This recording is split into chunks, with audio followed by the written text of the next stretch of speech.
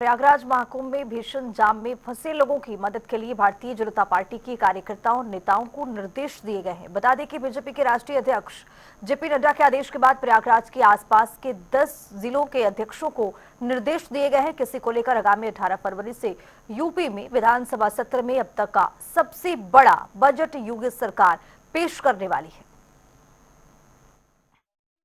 नरेंद्र कश्यप जी हैं। सर, कुंभ में भारतीय जनता पार्टी ने निर्देश दिए हैं जेपी नड्डा ने कि 10 जिलों के जिलाध्यक्षों को कि वहां के जो नेता कार्यकर्ता हैं वो जाकर के जो जाम में फंसे लोग हैं उनकी मदद करें।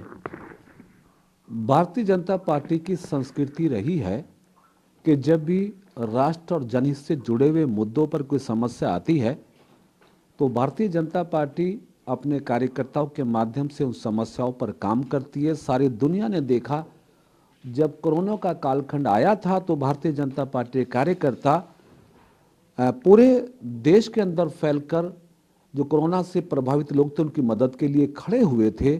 आज महाकुंभ है जिसमें 40 करोड़ से ज़्यादा जो संभावनाएं व्यक्त की थी हमारे प्रदेश सरकार ने, उससे भी अधिक संख्या में श्रद्धालुओं का आना जारी है। इसलिए हमारी पार्टी की ओर से, राष्ट्रीय अध्यक्ष जी की ओर से ये निर्देश हुआ कि निकटतम जिलों के, प्रयागराज के निकटतम जिलों के जिलाध्यक्ष और कार्यकर्ता मिलकर पुलिस और प्रशासन का सहयोग करते हुए जो श्रद्धालु हैं, जो भक्तगण हैं, उनको किसी प्रकार की कठिनाई ना हो सुनिश्चित करें। तो मेरे ख्याल से भारतीय जनता पार्टी का ये निर्णय बहुत ही सराहनीय है। राष्ट्रीय अध्यक्ष जी के मन की जो वेदना है श्रद्धालुओं के लिए प्रशंसनीय है, इसके लिए हम सब लोग पालन करेंगे। क्या ये जानकारी नहीं थी कि इतनी बड़ी तादाद में लोग आ जाएंगे? सरकार सोच रही थी कि 40 करोड़ लोग आएंगे, लेकिन 42 करोड़ का आंकड़ा पार हो चुका है। तो इतनी अव्यवस्थाएं किस तरीके से क्यों फैल गई? महाकुंभ को बेहतरीन व्यवस्थित करने में प्रदेश के माननीय मुख्यमंत्री जी ने अपार सफलता प्राप्त की है।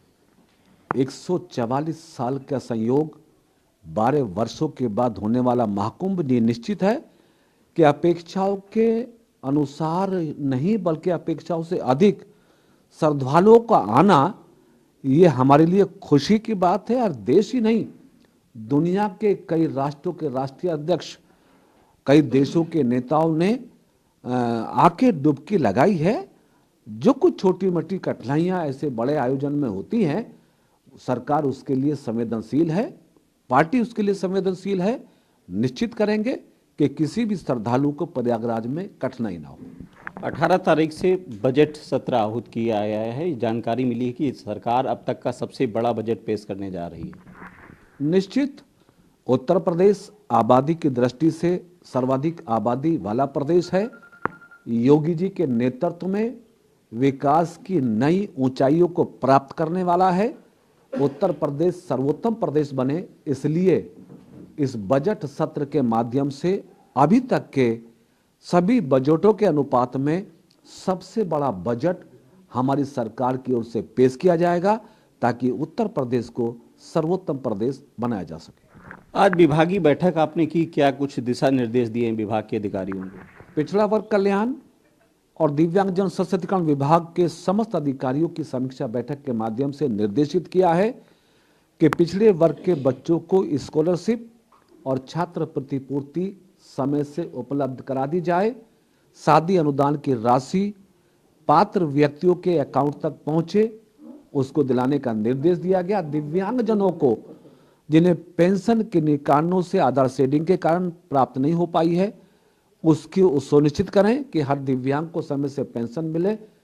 तो प्रदेश और देश की सरकार की गाइडलाइंस के क्रम में आज दोनों विभागों की समीक्षा करके अपेक्षित श्रेणी के लोगों को लाभ देने के लिए निर्देशित किया गया है। निर्माण कार्य गुणवत्ता के साथ संपन्न हो, विश्वविद्यालयों में अच्छे से पढ़ाई हो, भर्ती प्रक्रिया पूरी हो, तमाम मुद्दों पर आज अधिकारियों को निर्देशित किया गया। एक आखिरी सवाल सत्र से जुड़ा हुआ है। जब भी कभी सत्र होता है या बजट पेश किया जाता है तो विपक्ष की एक ही मांग रहती है कि पुराना बजट खर्च नहीं हो पाया। क्या इस बार इसका ध्यान रखा गया है कि विभाग अपना सारा बजट खर्च कर चुके हैं? और दूसरा, बजट सत्र बहुत ही छोटा होता है।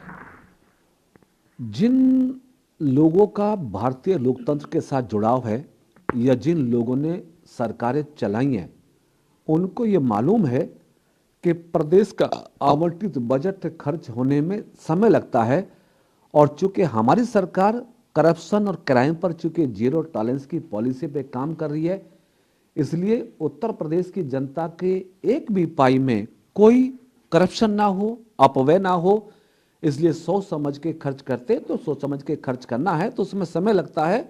फिर भी हमारी कोशिश है कि जो आवंटित बजट है वो समय से खर्च हो। शुक्रिया। कोशिश है सरकार की जो आवंटित बजट है समय पर खर्च हो, ताकि विपक्ष भी आरोप ना लगा पावे कि पुराना बजट खर्च नहीं हुआ और नए बजट की आवश्यकता नहीं है। कैमरा पर्सन रियाज के साथ अनूप सिंह, जनता टीवी, लखनऊ।